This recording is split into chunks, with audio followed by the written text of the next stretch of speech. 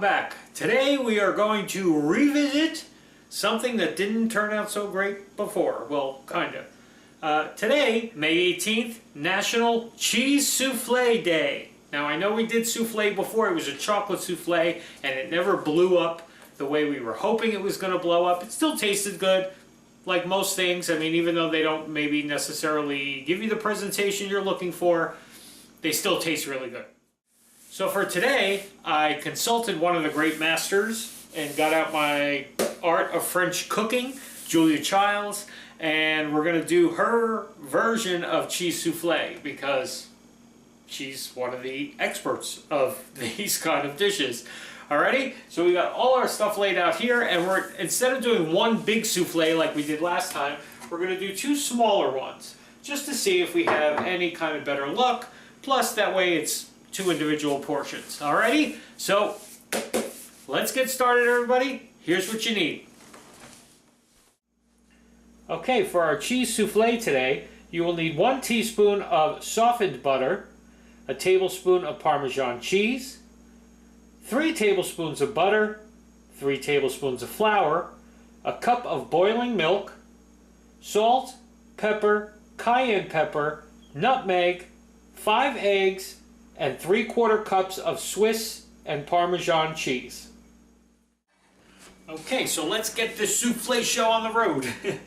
First thing you do, turn your oven on, 375. Get that preheating, okay, because this is going to probably come together pretty quick from what I see. Next thing you're going to do is take your milk and put it in a smaller pot, and we're going to get that to boiling, okay? But don't put it on a high heat because you don't want to scorch it.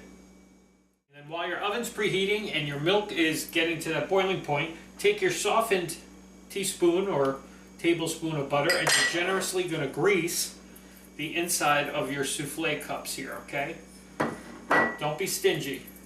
You need to make sure that you got a real nice buttery coating on the inside of these, okay? And then once you generously greased your souffle cups here, you're going to take this tablespoon of Parm cheese and do half, since I'm doing one. If you were doing obviously one big container, you'd put the whole thing in.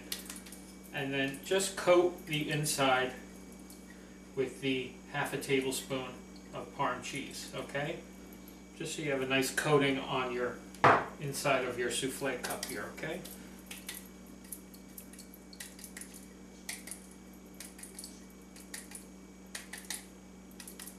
Perfect. Okay, set those aside. Now we start our bechamel sauce, which is what we need for this souffle, okay, which is a white sauce basically. Your 3 tablespoons of butter. We're going to melt this down a little bit. And then once your butter's melted down, take your flour and you're going to put that right into your butter. We're going to make our roux, okay? So we're just going to mix this together. Now you don't want to brown this, you just want to kind of cook it for about a minute or so. Make sure you really work it well and you get everything incorporated.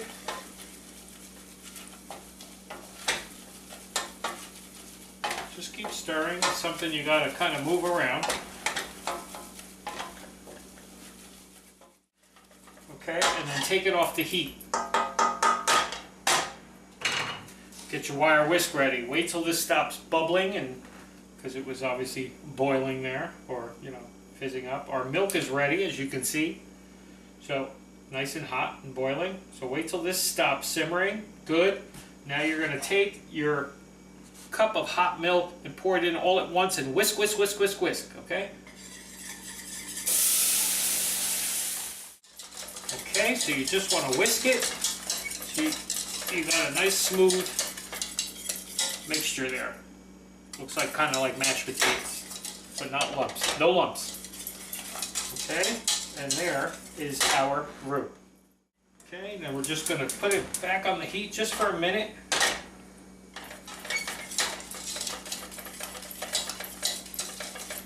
We're going to add in our spices, our cayenne, nutmeg, our salt, our pepper. Okay. We're just going to whisk those in. Okay, so next what you do, separate your eggs. But the trick with the separating of the eggs is make sure you don't get any yolk into your whites, because this is what you're going to need later to foam up all your stuff that you have to fold in, meringue or something like that. You know what I mean. Anyway, so only 4 yolks, 5 whites. So one of the yolks you'll have extra, okay? What you're going to do now is one at a time, you're going to drop 1 yolk in and beat that into your flour mixture here. Okay? Each one till it's incorporated, one at a time.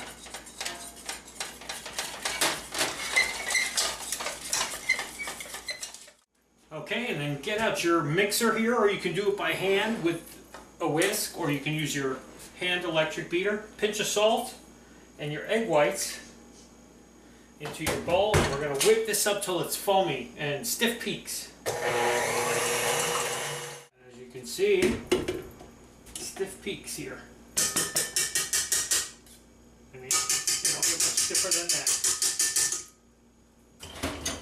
Okay, so what you're going to do is take, I put our sauce into a separate bowl here. You're going to take about a big spoonful of that just to mix this in, because that'll help cool this down a little bit and get it ready to fold in the rest. Okay? So you're just mixing this part in. You don't have to be necessarily so careful. I mean, try to mix it without going crazy, but okay. Just to kind of cool that down, and now you're going to add all of your cheese, your Swiss and Parm, except for maybe a tablespoon or so, which we're going to sprinkle on the top. Okay, so add that in here.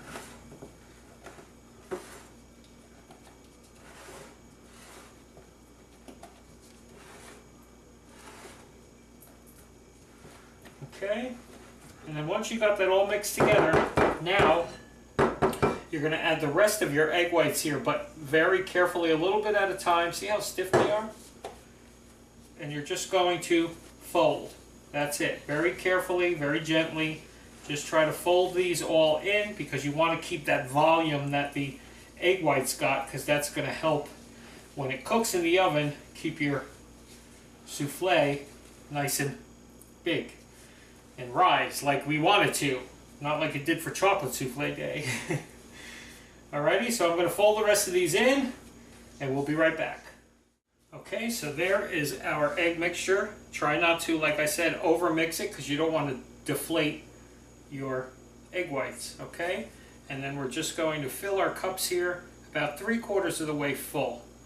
I may actually have too much batter here. I may have to get another little ramekin and make a third. We'll see. Actually, it worked out really well. I think that's exactly, just lightly tap to get those kind of flat. Let me just flatten down the top of these.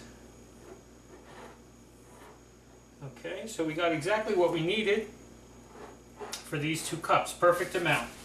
Okay, and as you can see, where that lip is, I kind of left that. So hopefully this is going to rise. Now the last thing, take that little last bit of cheese and just sprinkle some on the top.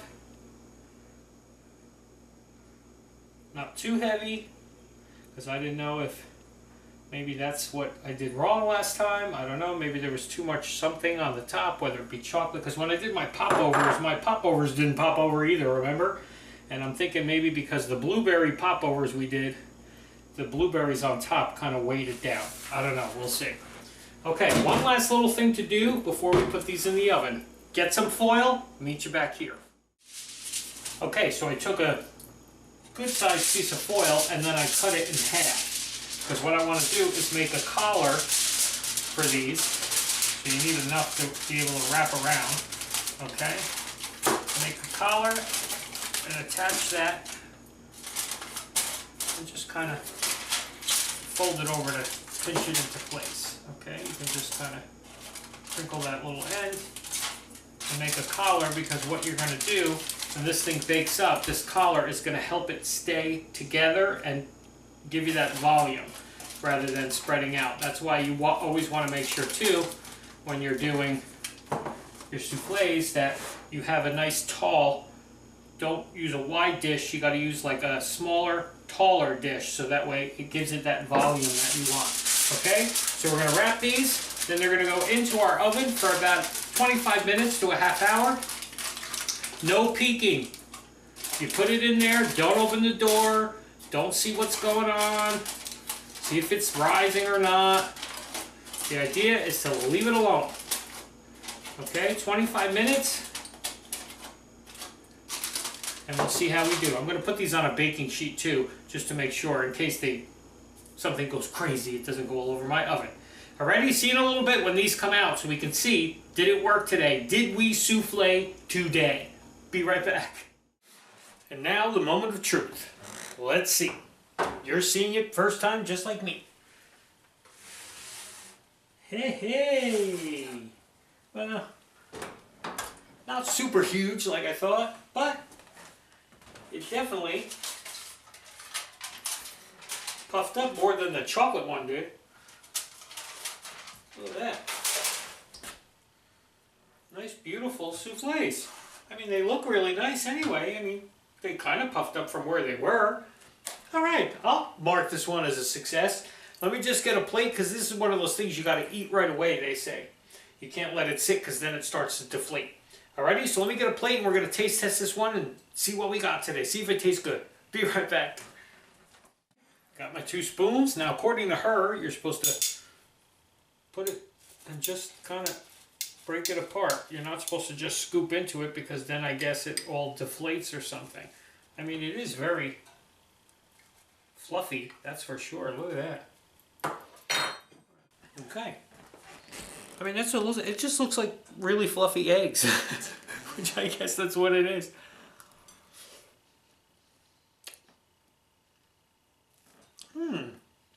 Interesting. It's got a really unique texture to it.